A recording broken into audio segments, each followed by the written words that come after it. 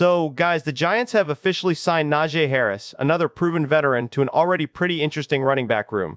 But honestly, the signing itself isn't what caught my attention here. It's why the Giants wanted only Harris in the first place, because when you combine this move with what we've seen from John Harbaugh all offseason, what happened in that first preseason game, and the way this roster is starting to come together, I think there's a much bigger picture developing.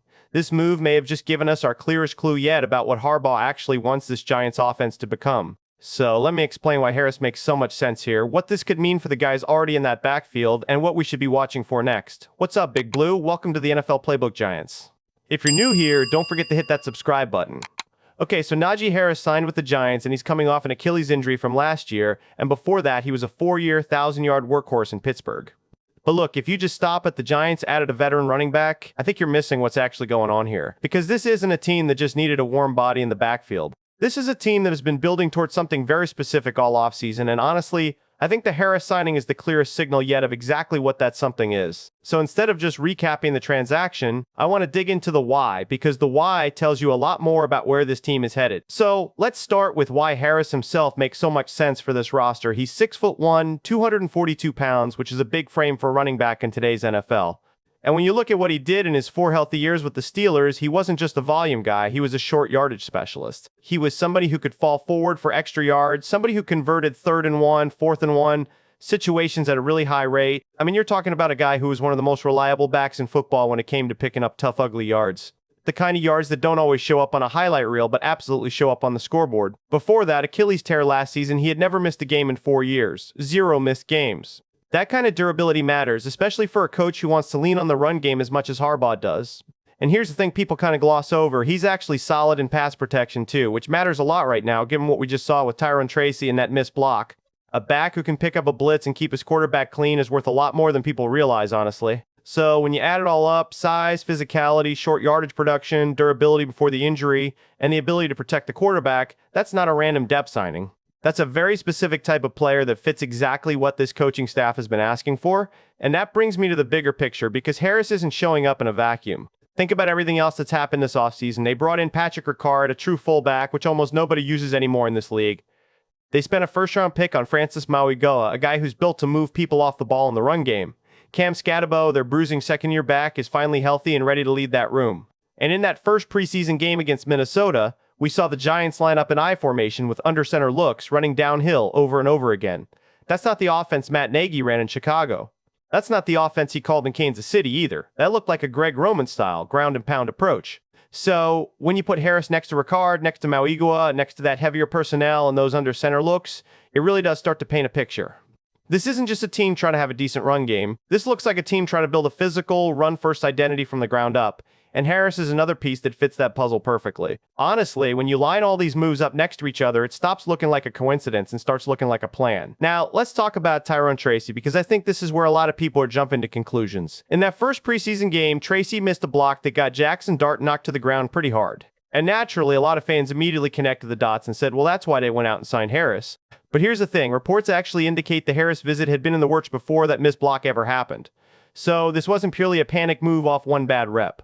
That said, several insiders have also suggested the Tracy play did factor into the timing, so it's fair to say both things are true here. The interest was already building, and that moment probably sped things up. Either way, I do think it's fair to ask a different question here. Does that miss block, combined with Harris now walking through the door, change how Harbaugh views Tracy's role going forward? I don't think it means Tracy is suddenly buried on the depth chart or anything dramatic like that. But when your head coach is already building toward a bigger, more physical backfield and then one of your smaller, more explosive backs has a costly mistake on tape, that's probably not going to help his case for a bigger workload right away. It's less about one play and more about what that play represents in a room that's already getting more crowded and more physical by the week.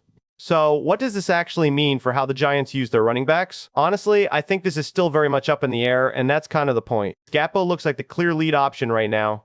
He's the guy this coaching staff seems to want, touching the ball the most, the physical downhill runner who fits the identity Harbaugh is building and even coming off his own injury. He already looked like the best version of himself in that first preseason outing. Harris slots in as another power option, somebody who can handle short yardage, somebody who can spell Skattebo when he needs a breather, and somebody who brings that added value and pass protection on top of it. Tracy still offers something different. He's more of a receiving threat, more explosive in space, and that's real value too, even if his overall role shrinks a little bit as this backfield gets more crowded. And then you've got Devin Singletary, who honestly doesn't get enough credit around here. He's a versatile veteran who can catch the ball out of the backfield and take pressure off whoever else is out there, and he's shown flashes of that in years past. None of these roles are locked in yet, guys. This is genuinely a decision Harbaugh and his staff are going to have to work through over these next couple weeks. And how they divide up those touches is going to tell us a lot about what this offense actually looks like come week 1. And honestly, that's a good problem for a coaching staff to have. A few years ago, this team didn't have this kind of depth or this kind of clear identity at the position.